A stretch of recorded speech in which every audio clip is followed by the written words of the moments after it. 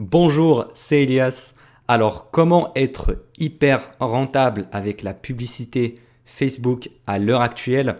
Eh bien, c'est ce qu'on va voir aujourd'hui parce que je reçois tellement de messages de personnes qui veulent lancer des pubs Facebook ou qui ont des agences marketing et qui veulent se lancer également sur Facebook Ads et Instagram Ads. Et ils me posent cette question: est-ce que Facebook Ads est toujours rentable en 2023? Est-ce que c'est pas trop concurrentiel? Est-ce que on va pas perdre notre argent dessus? Est-ce que c'est pas mieux d'aller sur TikTok, sur Snapchat, sur de nouvelles plateformes émergentes? Eh bien, j'ai envie de dire que effectivement, la publicité Facebook n'est plus comme elle était en 2015-2016 parce que effectivement, à l'époque, il y avait pas, voire très peu de concurrence, et à l'heure actuelle, la plupart des entreprises connaissent l'importance de la publicité digitale, surtout après le confinement de 2020. Donc, il y en a pas mal qui dépensent encore plus sur la publicité Meta, donc Facebook, Instagram, voilà, sur toutes les plateformes partenaires du groupe Meta. Et du coup, ça fait monter le coût de la publicité, donc principalement le CPM. Mais à l'heure actuelle, Facebook Ads est toujours rentable, et je dis ça par expérience parce que moi-même j'ai une agence spécialisée dans la publicité payante, notamment Facebook, et on a toujours des campagnes aussi rentables, même après les mises à jour d'iOS 14, même après tout ce qui s'est passé avec les problèmes de tracking, etc. Apparemment, Facebook ont trouvé des moyens de contourner ça, et aujourd'hui, même le retargeting, les audiences similaires, etc. Certes, elles sont un peu moins efficaces, mais c'est toujours rentable. Donc oui, la publicité Facebook est toujours rentable en 2023, 2024, et même je crois que ça sera même au-delà de ça parce que c'est une plateforme qui existe depuis assez longtemps, et il y a une grande partie des personnes qui ont une certaine tranche d'âge entre 30 et 60 ans, et c'est en général la tranche d'âge qui a le plus de pouvoir d'achat. Donc Facebook, c'est le meilleur moyen, à mon avis en tout cas, pour faire de la publicité, pour viser ces tranches d'âge-là. Et même si la publicité sur TikTok, par exemple, est en train de prendre de l'ampleur à l'heure actuelle, mais ça ne veut pas dire qu'elle est forcément rentable. Encore une fois, ça va dépendre des niches, mais moi, je préfère rester uniquement sur la publicité Facebook et également Google, que j'ai ajouté dans mes services par la suite. Maintenant, il faut savoir certains points que je vais te détailler dans cette vidéo si tu veux être hyper rentable et avoir les meilleurs résultats possibles avec la publicité Facebook, que ce soit pour ton propre business ou pour les entreprises de tes clients, si tu as une agence SMMA par exemple. D'ailleurs, en parlant de ça, il y a une étude de cas gratuite dans le premier lien en description qui te montre comment j'ai pu monter et scaler ma propre agence à 6 chiffres. Mais bref, donc le premier point à savoir, ça va être respecter les règles de Facebook à la lettre. Donc vraiment, il faut lire toutes leurs règles et les respecter, comme ça tu vas pas avoir de problème derrière. Et également éviter de mettre des fausses informations. Il faut vraiment remplir son business manager bien comme il faut avec tes vraies informations. Comme ça, en cas de blocage ou de vérification, tu pourras te faire débloquer très très rapidement.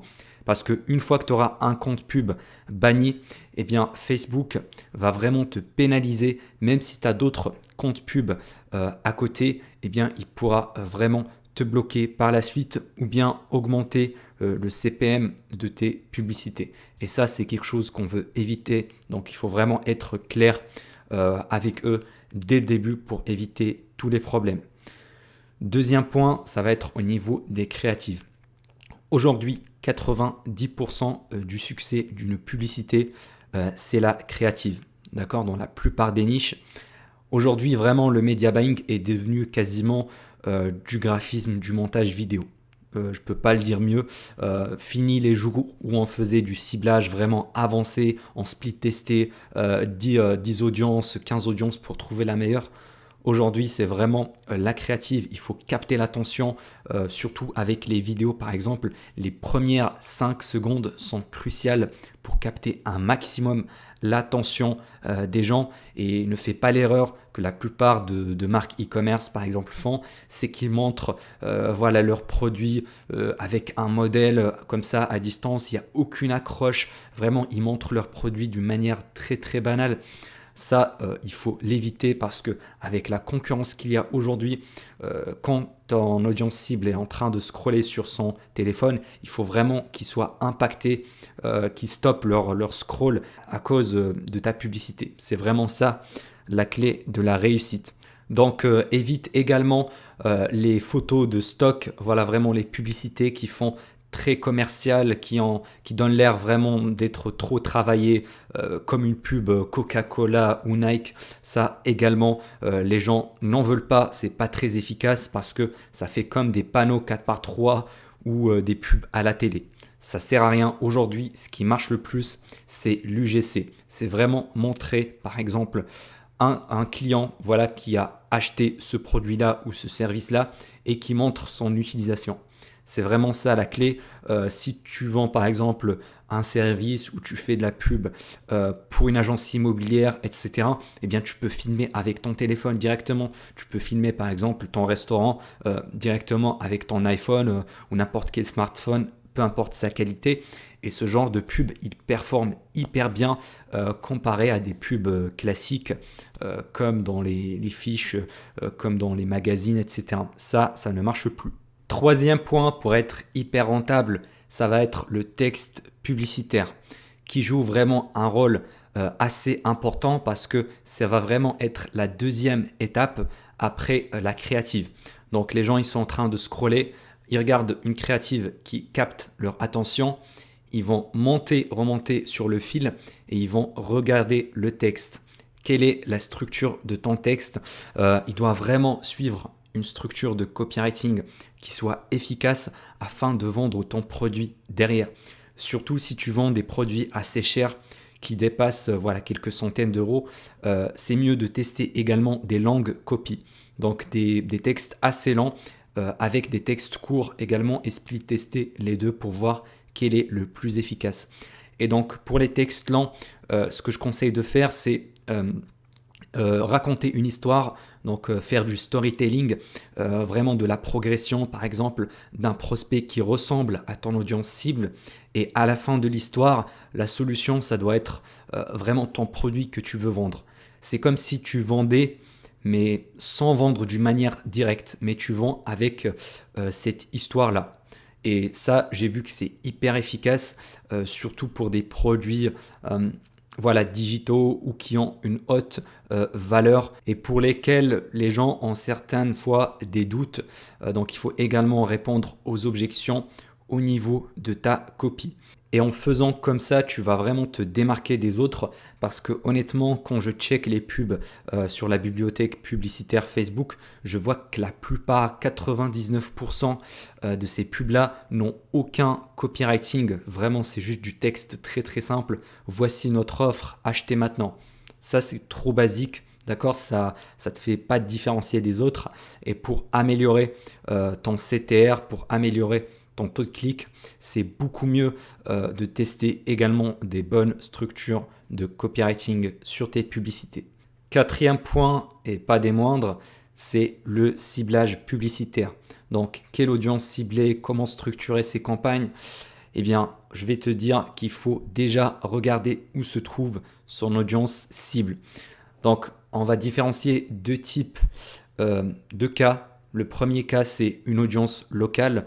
Par exemple, tu es en train de viser les gens qui habitent à 10 km de Lille. Voilà, à 10 km de Lille.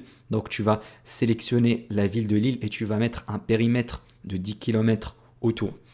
Eh bien, dans ce cas-là, je te conseillerais de faire aucun ciblage. Vraiment, de le laisser comme ça en large. Tu peux juste, par exemple, cibler l'âge si ton produit vraiment il cible une certaine tranche d'âge ou bien également le genre, voilà, si c'est quelque chose qui s'adresse aux femmes ou aux hommes en particulier. Sinon, tu laisses comme ça en large. Pourquoi? Eh bien parce que Facebook aujourd'hui est devenu tellement performant que tu n'as pas besoin de cibler sur des petites audiences comme ça de quelques millions, je dirais même jusqu'à 5 millions. Honnêtement, je fais même pas de ciblage et j'ai de meilleurs résultats comme ça. Et quand des fois j'essaye de tester avec des ciblages, et ben bizarrement Facebook trouve toujours les meilleures audiences dans les groupes larges sans mettre aucun intérêt. Donc voilà, pour te la faire courte, si tu es sur une audience locale, ne fais pas de ciblage, tu n'en as pas besoin. Après, si tu vises toute la France par exemple ou toute l'Angleterre, donc des audiences qui ont plusieurs dizaines de millions, eh bien dans ce cas-là, je te conseille de faire les deux.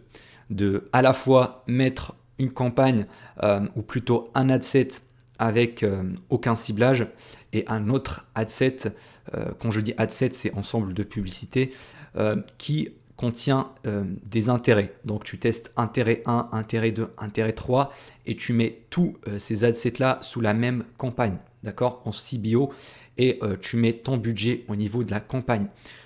Comme ça, Facebook va dépenser vraiment le bon montant sur chaque taille d'audience.